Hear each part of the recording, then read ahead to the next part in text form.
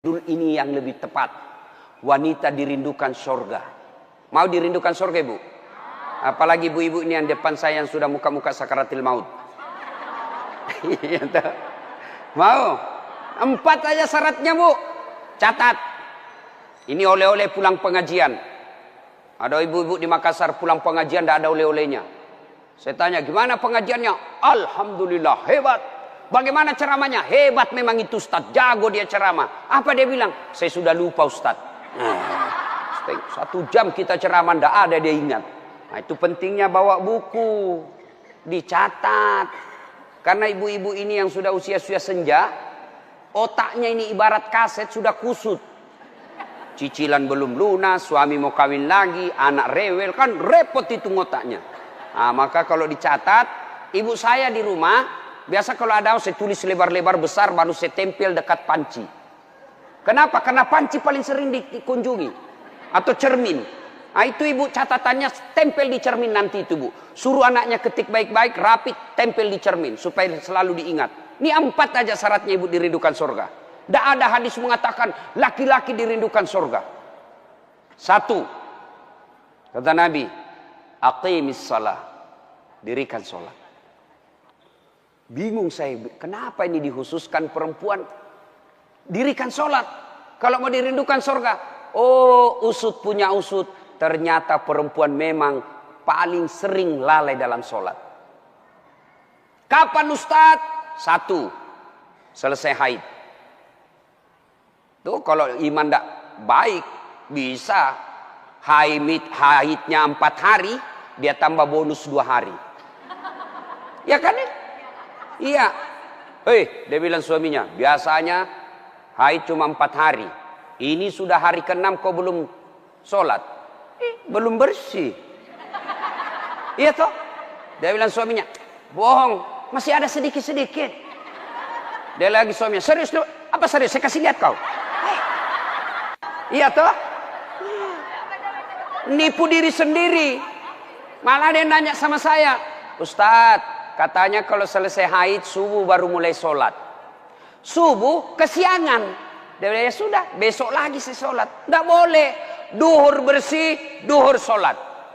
Isya bersih, ibu nih sudah maghrib. Begitu mandi, rasa-rasanya saya sudah bersih. Jam 10 malam bersih, wajib mandi junub. Selesai sholat. Tidak boleh nunggu isya, subuh. Ini yang banyak ini, isya. Padahal sudah bersih, malamnya dia cek, sudah bersih nih. Jam 10, sudah bersih. Mandi, sholat, meskipun sudah jam 11 malam. Ya? Apalagi? Nifas. Ini banyak yang salah paham nifas. Katanya nifas harus 40 hari. Siapa yang bilang? Nifas itu tidak harus 40 hari. Bisa jadi lebih 40 hari. Bisa jadi cuma 10 hari. Tergantung ibu bersih atau tidak. Ada teman saya, selesai melahirkan istrinya, dia pergi beli Indomie 1 dos. Saya bilang, apa hubungannya? Ini kan isinya 40 bungkus, Ustaz. Jadi 1 hari 1 bungkus, kalau habis ini sudah bersih istri saya. Ayo. Kapan lagi perempuan banyak tidak sholat? Kalau ada pesta. Mukanya dia kira tembok. Coklat, biru, abu-abu, krem. Beleng-beleng. Ini ibu-ibu sekarang ini banyak perempuan palsu. Mohon maaf ya, kalau marah-marah aja. Siapa suruh undang saya? Sekarang banyak perempuan-perempuan palsu. Bulu matanya panjang, palsu. Matanya biru, palsu. Bibirnya merah, palsu. Pipinya biru, palsu. Alisnya tebal, palsu. Pantatnya gabus. Iya toh? Bu. Ada kenalan saya, orang kaya. Itu kalau dia tunjuk-tunjuk kapalnya, tanker, suaminya bilang, ini Ustaz. Ya, kalau bunyi ayam kukuruku, masuk uang saya 200 juta. Disewa tiap hari 200 juta. Kalau ini Ustaz 75 juta satu hari. Istrinya Bu, tidak bisa, tidak yakin orang dia istri orang kaya. Sederhana pakaiannya. Akhirnya apa? Semua orang kalau lewat, orang kagum. Tahu enggak? Orang kaya loh itu. Sederhana pakaiannya. Tidak glamor. Orang jadi teladan. Kenapa? Dia kaya tapi tidak macam-macam pakaiannya. Orang senang lihat. Ini sudah tidak kaya, tidak terkenal. Udah ganyanya. Kayak sudah tabrak tiang listrik. Beleng-beleng.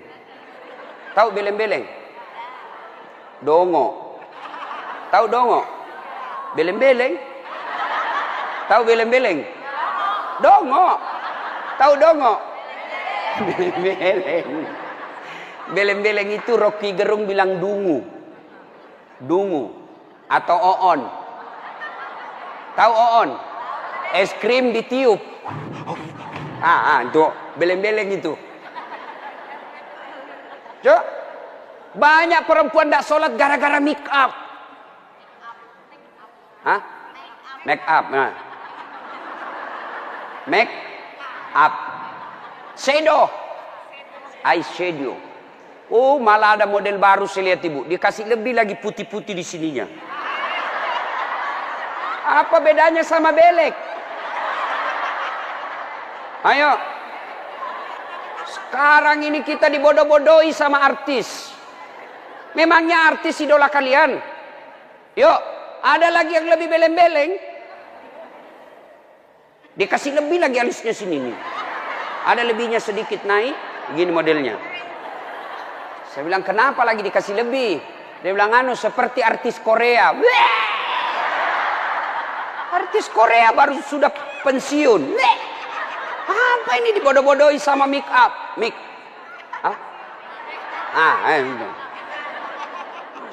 Bu, demi Allah, kami para suami tidak membutuhkan itu semua.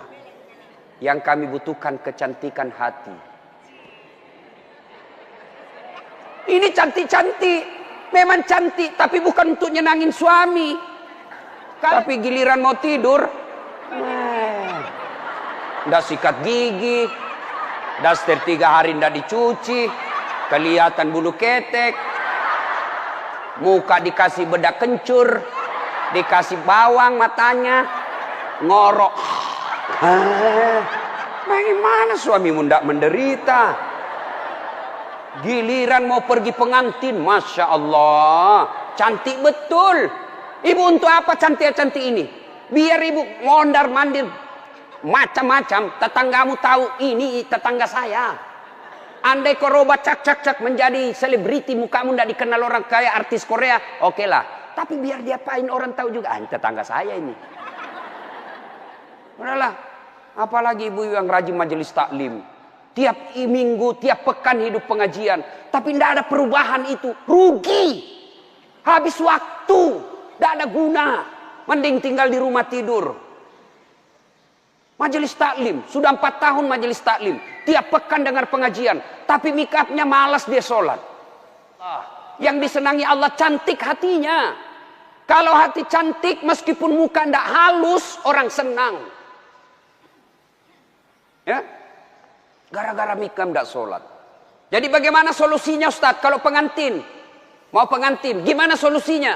Wudhu dulu, baru tancap, sudah itu tahan kentut. Biar sudah wudhu, batal. Sedikit aja keluar Ustadz, batal. Tidak habis Ustadz, batal.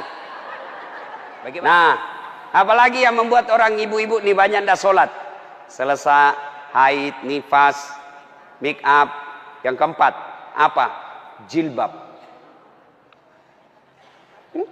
Banyak ibu-ibu malas sholat gara-gara jilbabnya susah dipakai. Jilbab sakaratil maut.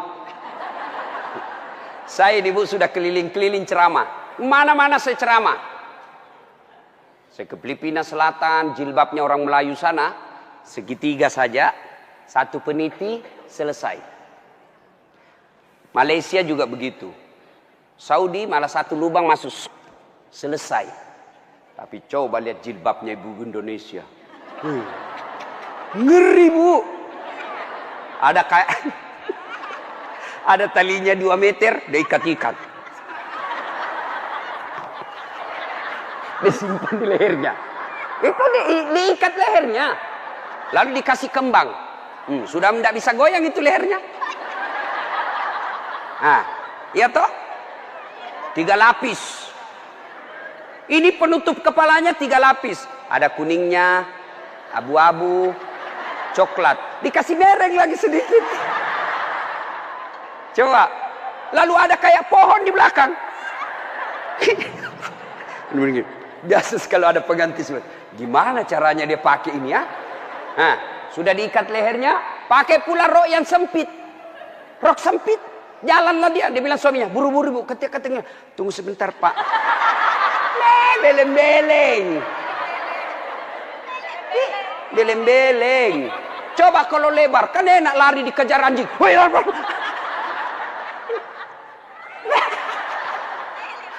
Beleng-beleng. Ayo, Bu. Sudah berapa tahun majelis taklim? Sudah berapa tahun hadir pengajian sini? 5 tahun. Mestinya pakaian seperti itu ditinggalkan. Apa dilarang? Tidak dilarang. Cuma kalau gara-gara itu tidak sholat, hancur ibu. Pergi pengantin, make upnya luar biasa, jilbabnya susah. Tiba waktu sholat, dia bilang suaminya, Bu, ini sudah mau hampir asar. Kok belum sholat duhur? Kok pergi sholat? Sadar loh Pak. Ya saya sadar, saya suruh kau sholat. Sadar loh Pak. Ya saya sadar, ya saya suruh sholat. Oh pergi sholat, apa kata? Kau tidak lihat ini jilbab saya? Ini 2 jam. Beleng-beleng. Ayo, sudahlah, Bu. Apa yang saya sampaikan ibu pasti iyakan. Perempuan cantik, tidak terlalu cantik, tapi dia kaya, istri bangsawan, ya, populer, tapi pakaiannya sederhana, itu yang jadi orang senang. Coba kan, dia sudah kaya, cantik, banyak duitnya, terkenal, tinggi sekolahnya, tapi pakaiannya seadanya. Masya Allah, orang semua jadikan teladan. Nah, coba lihat itu nak, itu ibu kaya loh, terkenal, banyak duitnya, tinggi sekolahnya, tapi lihat nak, pakaiannya sederhana. Nah, saya mau kok seperti itu nanti nak. Coba lihat. Apa Khadijah terkenal dengan jilbabnya yang mewah? Apa Aisyah terkenal dengan lipstiknya yang banyak? Enggak kan? Tapi karena apa? Karena akhlak. Ngapain kita cantik-cantik akhlak kita jelek? Daripada beli make up 700.000 per bulan. Ibu sudah 60 tahun. Yuk lebih baik beli lipstik palsu. Harga 10.000. 690.000. Nih bawa ke masjid. Itu tabungan akhiratmu. Ada sekali jalan 1 juta.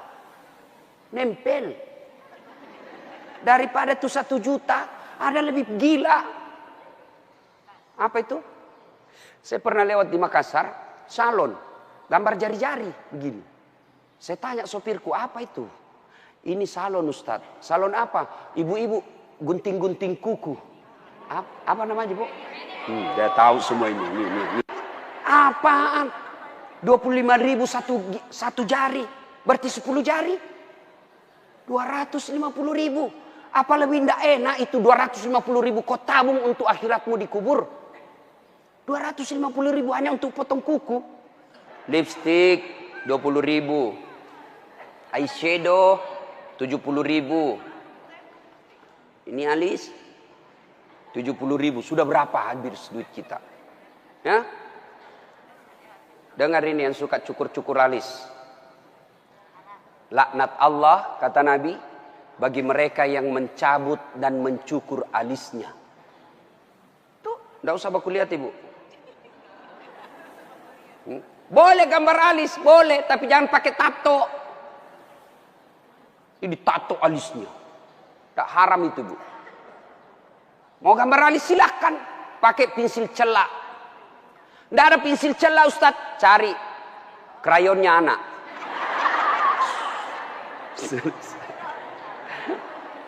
Nah ya.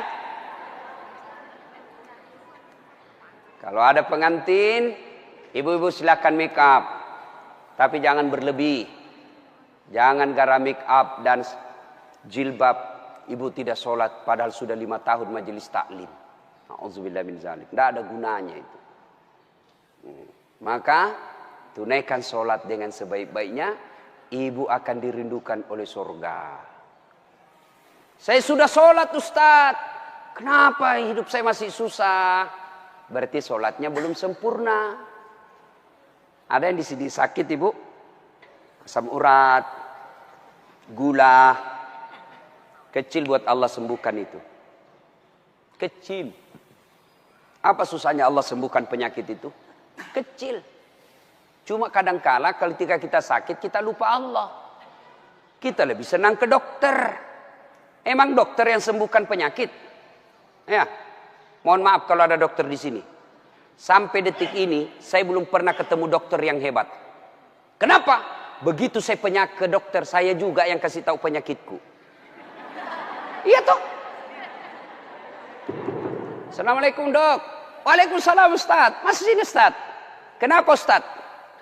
Mencret-mencret dok. Mules terus perutku dok. Kenapa bisa? Dalam hatiku, ya urusanmu dong. Kalau kau dokter. Masa saya kau tanya? Yang hebat kalau baru muncul, Ustaz pasti mencret. Itu yang hebat. Tapi kan tidak. Allah tanpa diberitahukan, tanpa curhat, Allah tahu apa penyakitnya ibu. Maka datang sholat. Sudah itu sholat, sudah itu sholat, sudah itu sholat. Baru ke dokter. Ayo perbaiki sholat ibu. Tidak ada susahnya Allah kasih dunia. Ustaz, saya sudah 30 tahun rantau ke Jogja. Tidak bisa beli rumah Ustaz. Masih ngontrak-ngontrak. Tidak usah cari capapnya. Periksa sholatmu. Saya sholat Ustaz. Kok begitu hidupku? Berarti belum ikhlas. Mana buktinya belum ikhlas? Suka nunda-nunda sholat. Asar sholatnya dekat duhur. Duhur sholatnya dekat asar. Berarti ibu perhatikan dah. Coba. Sholat maghribnya. Itu juga wuduknya asar. Itu juga maghrib. Itu juga isya. Karena berdekatan. Itu tidak ikhlas. Sholat Ustaz, betul ibu sholat, tapi pakaiannya itu juga dipakai masak, itu juga dipakai bertetangga, itu juga dipakai ke pasar, itu juga dipakai tidur, tidurnya ngiler lagi. Pas dibangun suaminya, dipakai lagi sholat, najis. Pantas 30 tahun sholat, sholatnya tidak bisa memperbaiki hidupnya. Kenapa? Sholatnya tidak sesuai yang diajarkan Nabi. Saya sholat Ustaz, betul ibu sholat, tapi tidak semangat. Allah.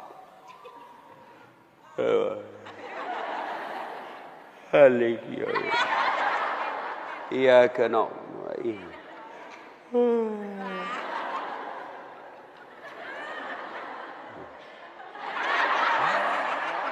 Ada juga yang sholat seperti itu. Ada yang sholat gitu.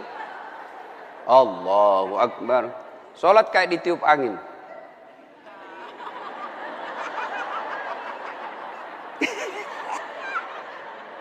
Ayo, ada juga yang sholat semangat. No.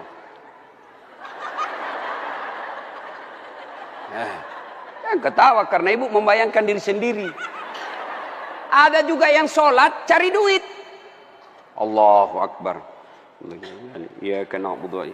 Duit saya tadi 100. Beli sayur 50.000. Beli pulsa 20.000. Allahu Akbar. Mana yang 30 ya? Allah. Selamat. Oh di bawah sadel lah. Sepanjang sholat cari duit. Apalagi ibu sholat sambil masak. Canggih betul ini. Allahu Akbar. Tiba-tiba bau hangus. Allahu Akbar. Pantas 30 tahun sholat. Maka majelis taklim yang baik, majelis taklim yang faedah, majelis taklim yang manfaat, ada perubahan setelah dia ikut majelis taklim. Mungkin sebelum majelis taklim seperti itu sholatnya, pulang majelis taklim tidak seperti itu lagi. Ada perubahan, ya. Karena juga itu majelis taklim saya lihat lomba baju seragam. Malah ada yang curhat sama saya, Ustadz bubar saya majelis taklim Ustadz. Kenapa? Belum lunas seragam kita, ada lagi yang baru. Itu. Padahal yang mau beli seragam ini ya pengurusnya. Pengurusnya hanya 5 orang aja. Ya, yang kaya-kaya. Ini aja yang berdiskusi 5 orang. Jelek mulai kabur, nih ada nih yang baru, ganti lagi. Orang belum lunas diganti lagi. Majelis taklim yang baik bukan yang banyak seragamnya, tapi yang tambah ilmunya, tambah akhlaknya. Itu yang baik. Ya. Perbaiki sholat. Bu ya. Bu. Sholatullah Mullah ala toha Sholatullah salamullah ala yasin habibillah. Biasanya kalau saya ceramah ada air di samping saya. Cari-cari ini dilupa ini panitia. Satu ya. Satu ibu. Sholat.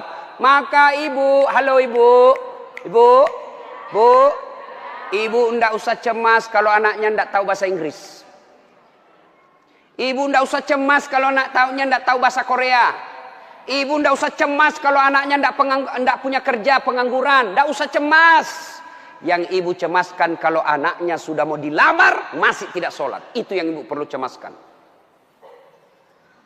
Ya, kan ibu-ibu sekarang hebat betul anaknya Ustaz. Kenapa? Tuh masih SD sudah pintar bahasa Inggris. Apa hebatnya? Banyak yang begitu. Nggak percaya? Ibu ke Inggris. Demi Allah, Bu. Anak-anak di sana baru belajar bicara pakai bahasa Inggris. Apa yang hebat? Banyak yang begitu. Yang hebat anaknya ibu, sampean punya anak, panjenengan punya anak, pergi majelis taklim, pergi ke pasar, anaknya yang masih SMA nelpon ibunya, matur nuwun Bu, ini sudah duhur, Bu sudah sholat enggak? Ibu sudah kaya itu. Asar lagi nelpon lagi anaknya, Mak, lagi di mana Mak? Masih di tempat kajian nak, masih di tempat arisan. Mak, ini sudah asar. Jangan sampai ibu sibuk ngurus arisan lupa sholat. Itu anakmu yang kaya. Pernah di SMS begitu anaknya Bu? Pernah? Paling di SMS, Mak, kirimi pulsa. Maka ibu dari kecil anak-anak diperkenalkan sholat. Ya, mau dirindukan surga, syarat pertama aqimis shalah, dirikan sholat. Tidak cukup yang 5 waktu, tambah sunnah. Sunnah apa Ustadz? Yang sederhana. 1, sholat sunnah duha. Ibu-ibu, ada enggak di sini yang punya tanah 1 juta hektar? Anda usah 1 juta. 100 hektar ada di sini Bu? Ada? Enggak ada. Tapi ibu mau enggak punya harta lebih dari 100 hektar? Lebih dari 1 provinsi. Mau? Itulah sholat sunat fajar. Ayo, 2 rakaat sebelum ibu sholat subuh. Itu nanti ketika ditimbang kata Nabi, yang 2 rakaat ini lebih berat 2 rakaat ketimbang dunia dan isinya. Tuh sholat duha, sholat fajar. 2 rakaat. 2 rakaat saja Bu. 2. Coba. Sudah pagi-pagi. Anak sudah pergi sekolah. Suami sudah pada bekerja. Pekerjaan rumah sudah tuntas. Jam 8, jam 9. Yuk sholat duha. Sholat duha. Bagaimana caranya? Sama sholat sunnah biasa. Bedanya niat. Nih yang biasa ibu-ibu tanyakan. Ustaz, apa niatnya? Bu, niat itu bukan bahasa mulut. Niat itu bukan bahasa lisan. Niat itu di sini. Usolli itu hanya ulama Melayu yang ngajarkan. Mau pakai boleh, tidak mau pakai sah. Coba lihat orang Arab kalau ibu pergi umroh. Coba lihat umumnya orang Arab. Jalan, berdiri langsung Allahu Akbar. Iya toh? Kalau kita kan lama dulu ibu, loading.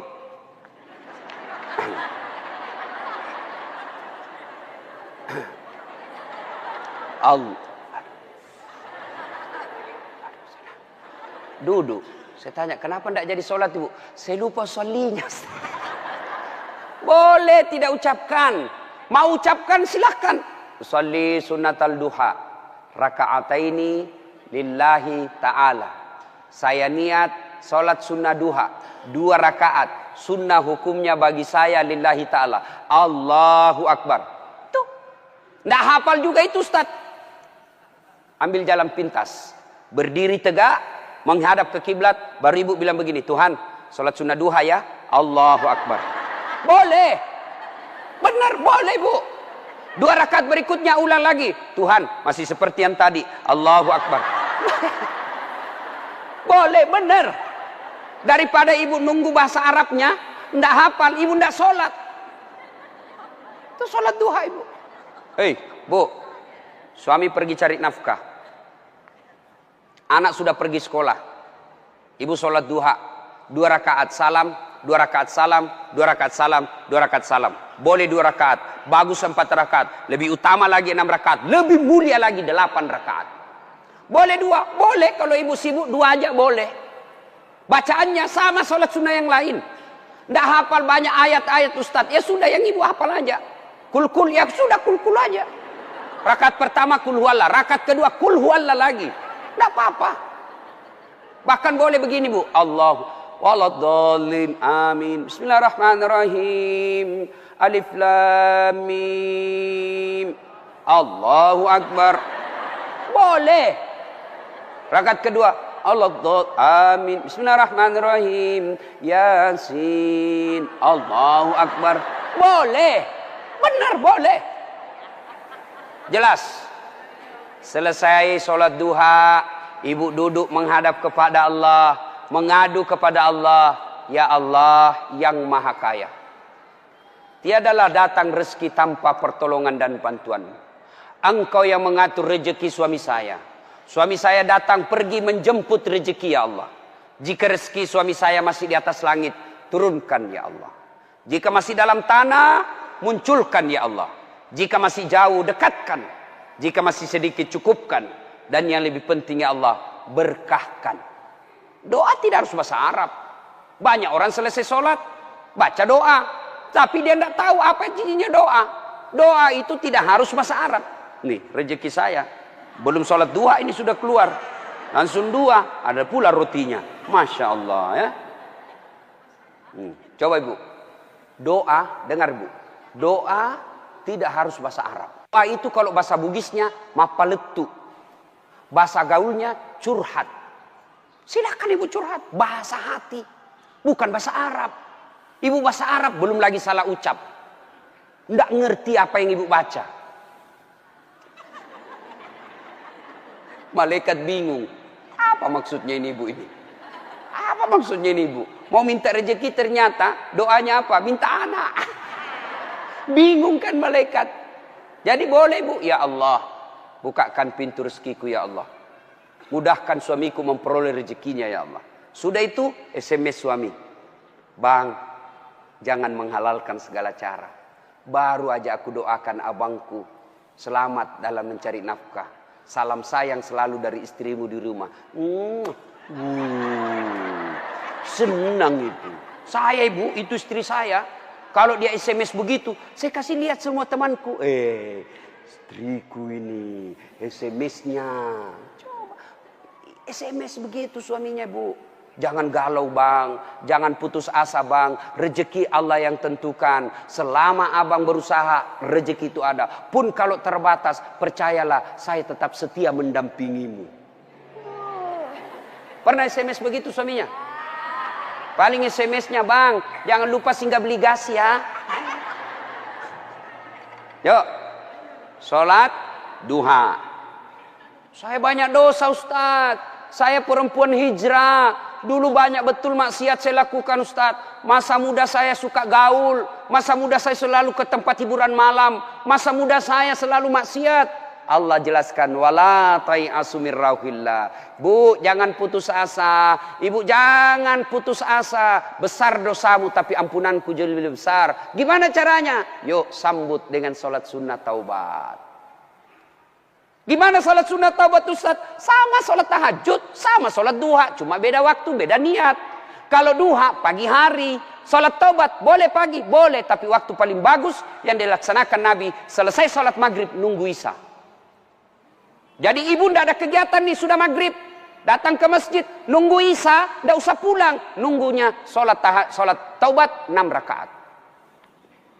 2 rakaat salam, 2 rakaat salam, 2 rakaat salam, 6. Boleh 2, boleh. Salat taubatnya, niatnya, sholli sunnatal taubat raka'ataini lillahi ta'ala. Saya niat salat sunat taubat 2 rakaat, sunnah hukumnya bagi saya lillahi ta'ala. Allahu Akbar. Baca doa iftitah, baca Al-Fatihah, baca surah pendek, ruku, itidal, sujud, dan seterusnya. Kapan taubatnya Ustaz? Sujud terakhir. Sujud terakhir. Ibu taubat. Ya Allah, tadi saya hilap ya Allah. Di kantor saya hilap. Dia pegang tanganku, bosku. Dia jemar, dia remas-remas jari-jari dia. Aku pun membalasnya ya Allah. Akhirnya beremas-remaslah kami ya Allah. Ya Allah, saya hilap ya Allah. Maafkan saya ya Allah. Rabbana la tusik qulubana ba'da is hadaitana wa hab lana min ladunka rahmah. Ya Allah, saya hilap ya Allah. Ampuni saya. Jangan engkau palingkan hati hamba. Jangan engkau sesatkan hati hamba setelah engkau berikan hidayah ya Allah. Ampuni saya ya Allah. Allah ampuni. Yang penting tobatnya tobatan nasuha. Jangan tobat ibu hamil. Ibu-ibu masih ingat waktu hamil? Melahirkan. Ingat waktu melahirkan? Tidak mau lagi saya Pak. Tobat. Hancur saya Pak. Tidak mau lagi saya. Terakhir ini saya hamil, terakhir Pak, tidak mau lagi saya hamil. Terakhir tidak mau lagi. 6 bulan kemudian, hamil lagi. Ya, nah banyak jenis-jenis sholat sunnah, tapi lain waktu kita laksanakan, lain waktu kita lanjut. Pertama, dirindukan surga, dirikan sholat. Yang kedua, kata Nabi, wasyamu Ramadan. Berpuasalah di bulan suci Ramadan. Alhamdulillah, tuntas puasa Ramadan. Tapi jangan puas sampai di situ, Bu. Maka kita lanjutkan dengan puasa Senin Kamis. Ya, puasa yang paling baik. Puasa yang tidak pernah ditinggalkan Rasulullah. Puasa Senin Kamis. Bu-ibu nih, yang agak lebih berat badannya. Bukan gemuk. Cuma perbandingannya kurus. Bukan. Orang bilang, Ustadz kurus betul. Bukan kurus, kamu yang gendut. Yang lebih-lebih berat badannya, yuk terapi Senin Kamis. Senin Kamis. Ibu-ibu mau sehat, Senin Kamis. Bagaimana? Mulai Kamis ini, jangan pernah lagi lepas puasa. Bangun, makan sahur. Ternyata jam 9, lupa kalau puasa, makan aja. Terbiasa kan setiap pagi kita sarapan. Nah Kamis ini kita mulai. Karena kebiasaan kita bertahun-tahun sarapan. Ya sarapan makan. Begitu lagi selesai. Wih, Kamis. Ternyata saya puasa. Lanjut. Boleh. Yang tadi 1 mangkuk. Rezeki. Ibu lupa. Ternyata siang makan lagi. Wih, Kamis. Puasa. Lanjut lagi Bu. Benar ibu lupa. Lanjut.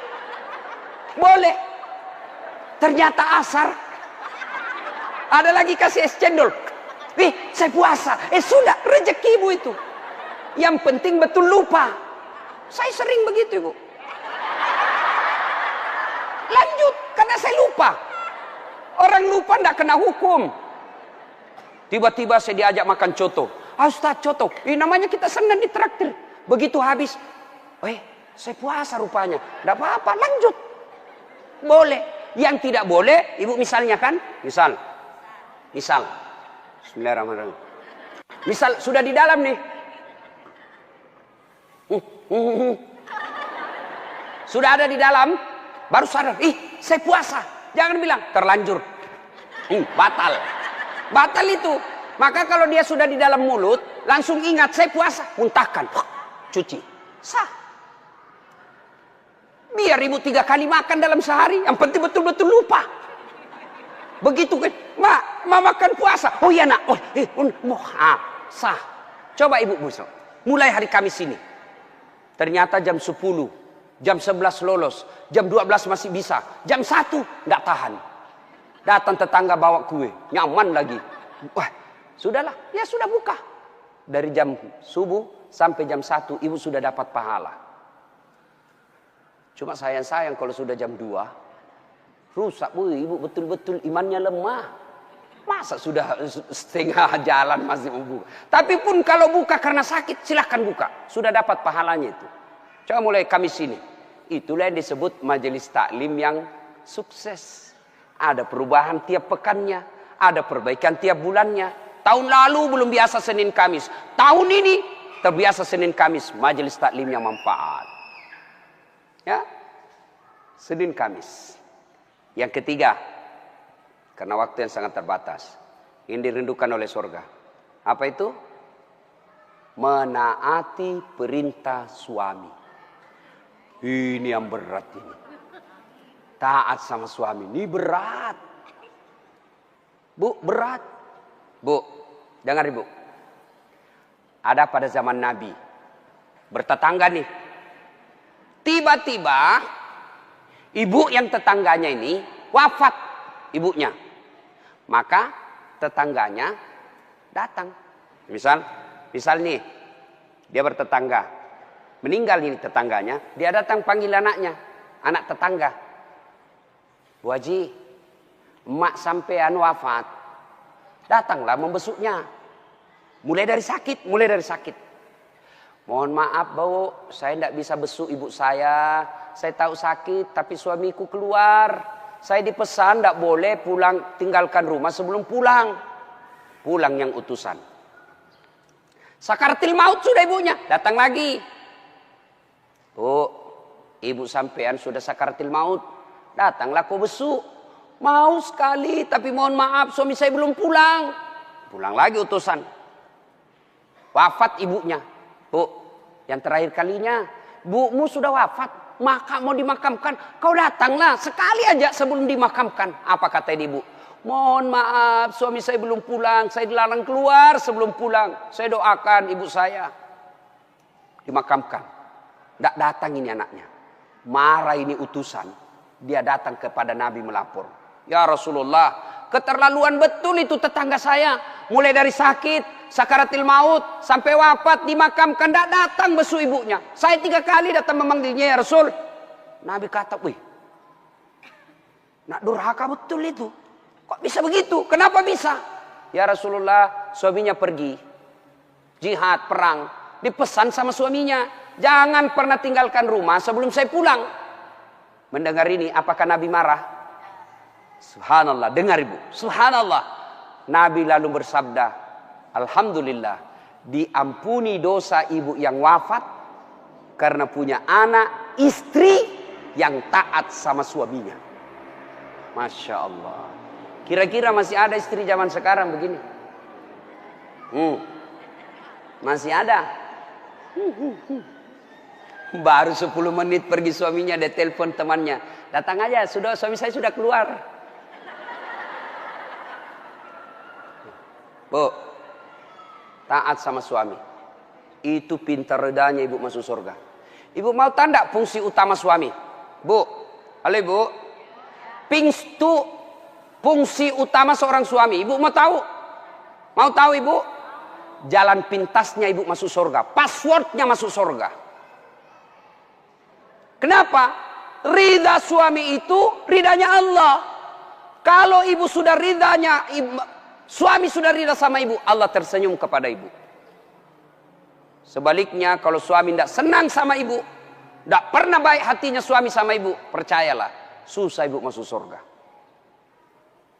Betul, ridhanya Allah itu tergantung ridha suami.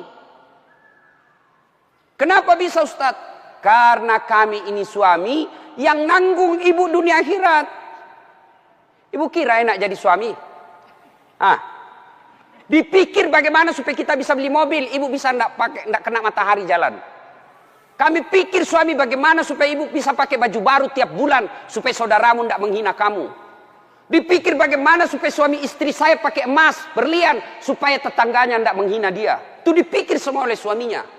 Mana ibu pernah pikir bagaimana supaya saya belikan suamiku berlian? Pernah ibu? Ayo. Bukan cuma di dunia. Di akhirat pun ibu. Ibu ditanggung oleh suami. Beruntunglah wanita Islam. Wanita Islam itu sebelum diperiksa semua amal-amalnya, sebelum diperiksa puasanya, diperiksa hajinya, ada 4 laki-laki yang harus menanggung dia. 4 laki-laki yang harus menanggung ibu. Siapa? 1, orang tua, bapak. 2, suami. 3, anak laki-laki. 4, saudara laki-laki. Ini 4 yang bertanggung jawab terhadap ibu. Kenapa itu perempuan dia pakai jilbab? Ditanya suaminya, ditanya bapaknya, ditanya anak laki-lakinya, ditanya saudara laki-lakinya. Ternyata ini 4 laki-laki yang tidak beres, maka ibu bebas tugas. Itu enaknya jadi perempuan Islam. Beda kami laki-laki. Biar kami sholat, ketua majelis ulama, hafal Quran, istrinya tidak pakai jilbab, istrinya tukang gosip, istrinya tidak puasa, istrinya tidak nutup aurat, istrinya tidak sholat. Demi Allah, ku ampusakum wa ahliku. Suamimu, nih kau masuk neraka sama istrimu. Ditanggung ibu dunia sampai akhirat. Suamiku tukang selingkuh, Ustaz. Suamiku pemabuk, suamiku tukang tipu, suamiku koruptor. Tidak ada hubungan, dia yang tanggung dosanya. Ibu kalau baik agamanya, tadkhulul jannati bisalam. Kata Nabi, nih 7 pintu surga. Ibu pilih mana yang ibu mau masuki. Tidak ada urusan dengan suamimu. Itu enaknya. Jadi ibu jangan suka ngomel-ngomel. Beruntunglah ibu menjadi wanita Islam. Supaya sekali ngeluh, suami saya aneh Ustaz. Ini lebih parah lagi, dia curhat di Facebook. Ada juga ibu-ibu sekarang suka sekali ungkap aib suaminya di medsos. Di mana di kau? Tak kusangka kau begitu. Kesepian banget, pret. Apa yang begini? Ya, ibu taat perintah suami. Passwordnya ibu masuk surga, beda suami. Tapi kalau ibu durhaka sama suami, susah. Perempuan sekarang kan banyak yang tidak hormat sama suaminya. Ketika Nabi Isra Mi'raj, kan diperlihatkan. Masuk Nabi surga, Masya Allah, banyak betul penghuni perempuan. Begitu Nabi masuk neraka, na'udzubillah min zalik, lebih banyak lagi perempuan di neraka. Lalu ditanya Nabi sama sahabat, kenapa bisa begitu ya Rasul? Ada 2 kelemahan perempuan. 1, tidak bisa tahan mulutnya cerita kejelekan orang. Yang kedua, dia tidak taat dan tidak mensyukuri suaminya. Itu sebabnya. Kalau ibu pandai mengendalikan mulut tidak cerita orang, yang kedua taat sama suami, gampang ibu masuk surga. Cuman kita kan ini penyakit kita. Datang begini masih gosip tuh. Damai tapi gersang.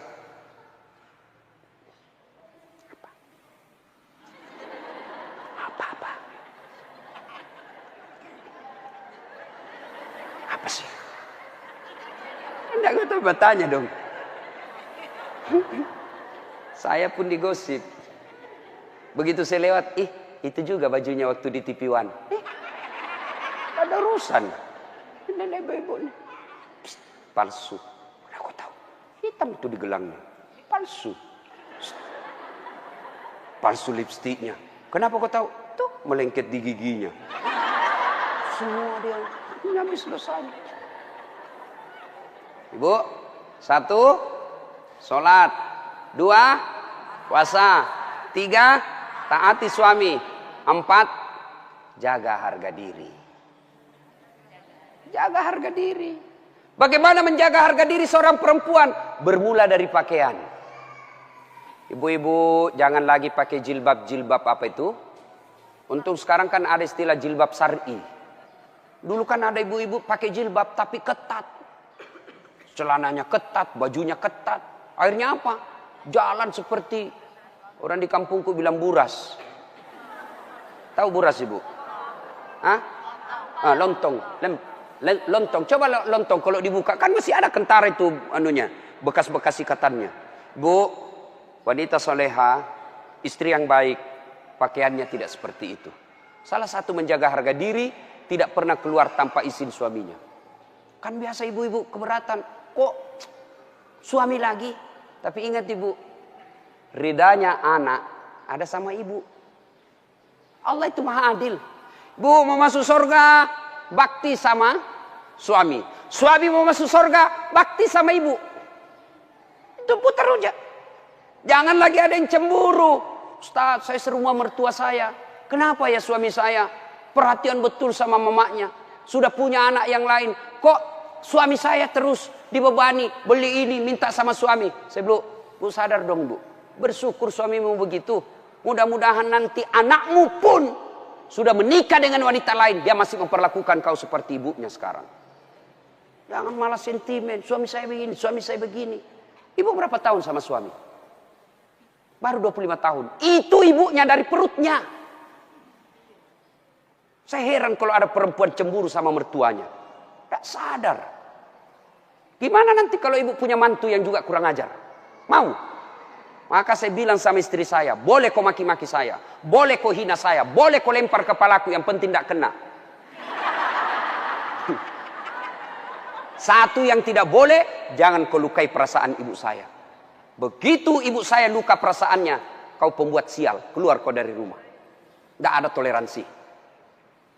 Begitu mestinya kita jadi istri. Kalau ibu-ibu masih susah hidupnya, koreksi aja deh, barangkali durhaka sama mertua. Nah, bagaimana mengabdi kepada orang tua, bagaimana mengurus anak, insya Allah lain waktu dan kesempatan kita akan lanjutkan.